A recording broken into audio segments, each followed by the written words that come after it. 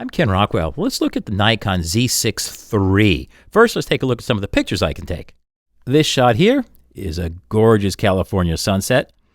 This was made with the AFS 28-300 VR on my FTZ at 62 millimeters at f10 at a 250th at auto ISO 100, and I used Skylum Luminar Neo software to explode it, and then Radiant Photo software to bring back a hint of detail, just a hint of detail, on the Green Hill. Here's a Porsche 918 Spyder. This is shot with the Z 24-120 millimeters at 28 millimeters at f4 handheld at a 15th at auto ISO 280, and I use Radiant Photo software to lighten it up and bring out the best. Links to all this stuff are at my website, kenrockwell.com, which is where the full review of this camera and the original images you can download and look at to your heart's content. Here's a 2022 Porsche GT3 RS. The aerodynamic pans under the car were taken off for service so you can see all the intimate details of the GT3 RS. This is with the Nikon Z 24-120 millimeters f4 at 24 millimeters at f4 handheld at a 13th at auto ISO 500. I use Radiant Photo software to bring details into the shadows. And this is funny because the car was up on a lift and I was trying not to get lying on too much grease underneath, looking up to get this shot. This shot is of a Bentley. It's with the Z 24-120 millimeter f4 at 96 millimeters at f8 at 1/80th at auto ISO 100. And again, I use Radiant Photo software. And again, links to all this is in my description. Here's an Osprey and a gull at sunset. This is with the Nikon AFS 28-300 millimeter VR on my FTZ at 300 millimeters at f8 at 1/640th of a second at auto ISO 100. I use -7/10 of a stop exposure compensation to keep color in the highlights, and then Radiant Photo software to bring back the darker shadows, so I get a much larger dynamic range. And everything I shoot in basic JPEG. That's right, I do not shoot RAW. I'm an experienced shooter. I've been shooting Nikon and owning Nikon ever since 1984. So I pretty much shot everything. And when you know what you're doing, there's no need for RAW. The beauty of shooting this stuff and owning and buying this stuff myself is I can say whatever I feel like. And I'll admit, I don't like the Z6 III. Why? It's still a Z6 or Z6 II. I don't like the autofocus on any of these Nikons. Why? If all I shot was Nikon, I wouldn't know any better. But shooting Sony, shooting Canon, which pretty much nail autofocus perfectly just about every single shot and track action and do everything else really well. The problem is, although it's a small percentage, there is too large a percentage of missed shots or shots where the Z6 III will just hunt back and forth and lose me a photo. And when you shoot every day as I do, that's just not acceptable. And by having the broad range of experience I do, owning and shooting Canon and Sony and everything else, it just does not make me a fan. Yeah, it's better than the Model 2, but it still does not impress me.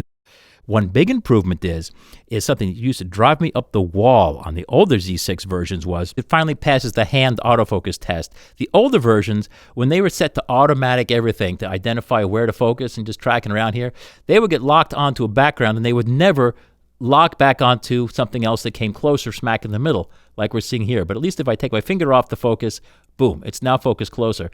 That's a significant improvement. The finder, although it's the brightest finder I can recall using, and it's certainly ultra-high resolution for playback, that's fantastic. The problem is that the video live image sent as you're shooting to the high-resolution screen is of a lower resolution, which isn't that obvious while you're shooting because it certainly looks okay. But if you have image review set to on and you get the image popping up on your screen, the problem is that you'll see that the image you just shot is much sharper than what you were seeing live. So if you like to focus manually and just look for the sharp image, it doesn't really have the total sharpness I would expect it to have. So watch out. Nikon shoots their mouths off a lot in all their marketing material. And if you believe that, fine. But if you actually own this camera and shoot it, watch out. The actual live view image is not that sharp. But the good news is when you magnify it to get precise focus, it does actually give you plenty of detail, unlike the Fuji cameras, which don't. So that's a good thing, but still not my first choice. Although it adds some new things, it also costs a lot more than the Model 2.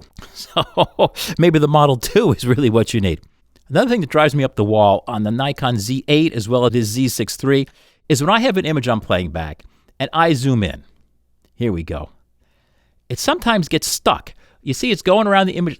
It got stuck. I'm holding it to go down to the left. It's not moving. This drives me absolutely up the wall. It is not acceptable. So if I go like this now, it'll probably, no, it's not going. Okay, now it's going. The problem is you're out live, you're shooting, you've got people waiting around for you, and you've got stuff to do. The fact that it sometimes won't scroll properly and just ignores me or gets stuck. Got stuck again. And yes, it does diagonals. See, now it's working okay. But the fact that it doesn't always work okay, and this is not a multiple take. This is a one take video I'm doing here. That drives me up the wall. See, I'm trying to go to the right. It won't scroll. Now it will. It got stuck. Sometimes, do you see that? It was going a little bit and stopping.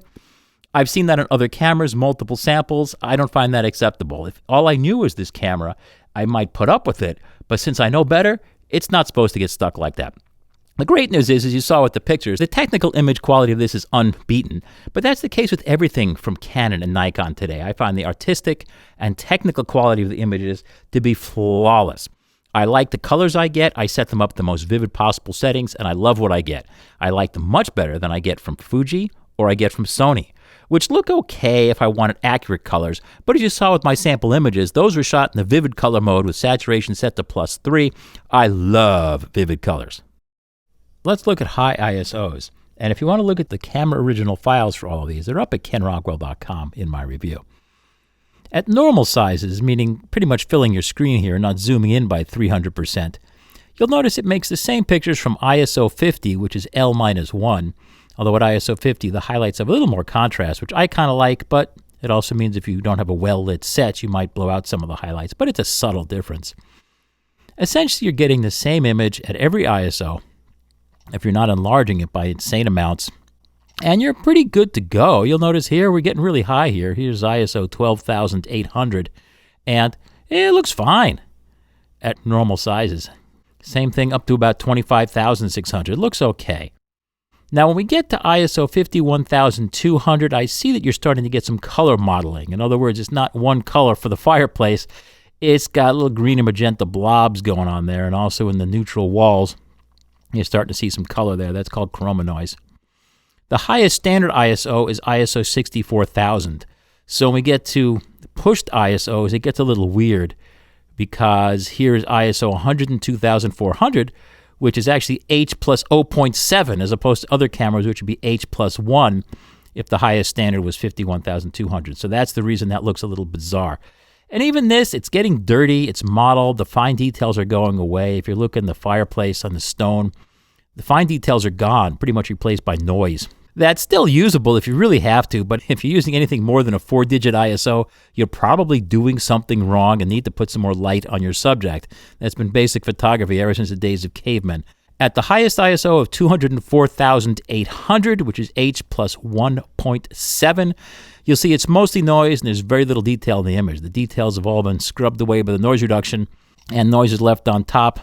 And it's a pretty crummy image. I mean, would you really want to picture this bad? No. Those high ISOs are really put in there for marketing, but that's what you get.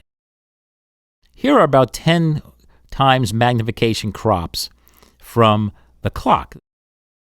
So you'll notice we have the most detail at ISO 50, and then at every subsequent higher ISO, you'll see there's a little bit less detail in the scroll work between the numbers. It's very subtle. And it's much better to use a higher ISO and get a little more noise than get a blurry image, by all means. So I don't worry about that. You'll notice at ISO 1600, the fine details are softer. They're softer still at ISO 3200. You'll notice the circles around each number are gone. Getting blurry there. Here at ISO 6400, you'll notice there are no more fine details between the numbers. You really just can see the numbers and the minute marks. Same thing for ISO 12,800. At ISO 25,600, you'll notice the minute marks are almost gone because the noise reduction is not able to tell between them and noise. At ISO 51,200, notice the only details left are the big numbers, the dots at each hour, and even the second hand is starting to be erased by the noise reduction. Same thing for ISO 64,000. There's not much left. ISO 102,400 looks awful. And you'll notice here, look at the noise gone wild here. At ISO 204,800, there really isn't anything left of the image. They're pushing it about as far as you can go. What's new? Nikon has all this stuff they put in marketing. They claim it's rated to lower light.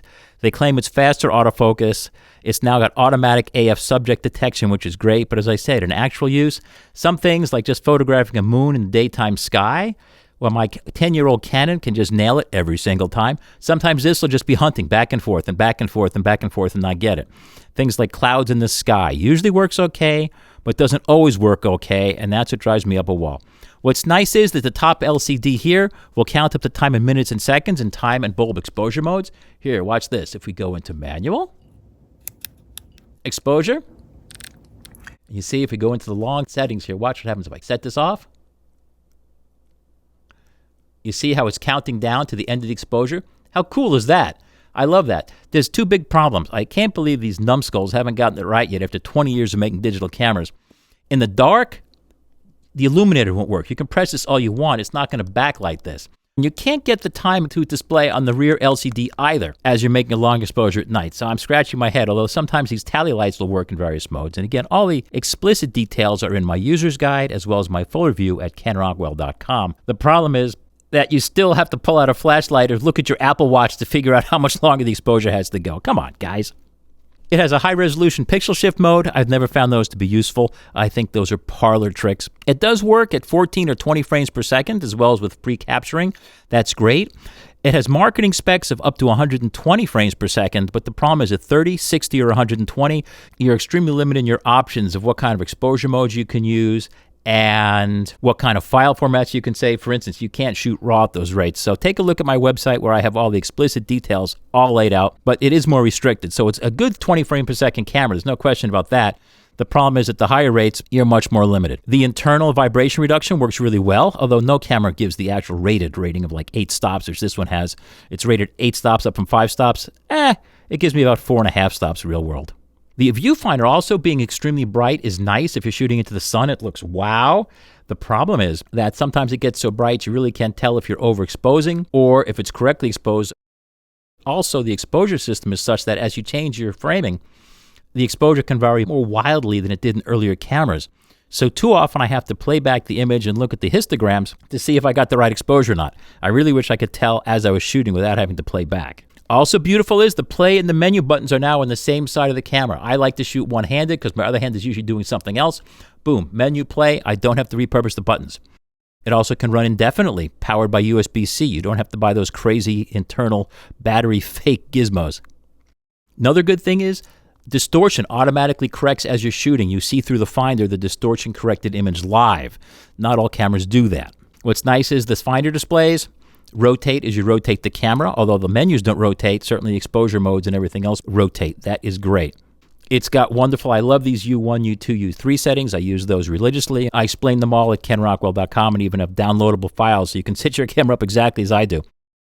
What's bizarre is that you do have a square crop mode, which is great, and a 16:9 crop, which is kind of silly. It doesn't have a 4:3 crop. Very strange. What's also weird is it makes obnoxious noises. It's not an elegant camera. The thing is, every time it wakes up, hear that click? That is actually not the shutter opening. That is the sensor clicking as the vibration reduction takes effect. And if we let this sit, every time it goes to sleep on its own as it's around your neck, it makes another noise when the sensor does its thing. And honestly, over time, drives me crazy because other brands of camera don't do that. The two card slots don't match. We have an SD card slot, which I love, and then you have this other one which works with either XQD or CF Express. Honestly, that kind of drives me nuts. I prefer to have both with my favorite card. My favorite card is SD. Yours may vary. What's missing is there's no shutter blind. Even though it has a mechanical shutter, when you turn it off, this is what you get. Maybe other firmware will change that, but not in this issue. And I prefer to have my sensor protected when I turn it off and change lenses. That quite shortly is what I think of this camera. I personally would not put a lot of money into this. I would go with the Canon system. That is my favorite for both ergonomic as well as corporate wide. Canon support, at least in the United States, is fantastic. If I have a question, I give them a phone call. Problem gets solved. Nobody pays me anything to do these videos. I'm a guy that buys this stuff, shoots it, shares what I can share with you because I hope it helps. And that might be unusual. Again, you can look at my portfolio of the images I've shot at kenrockwell.com. Click gallery, and you'll see I'm a guy who actually shoots, not just a guy who talks. But I love you guys. Thanks for watching my videos. Again, the full review with all the sample images and so much more detail is up at kenrockwell.com. And I want to thank you very much again for watching Ken Rockwell, kenrockwell.com, here on kenrockwell.tv.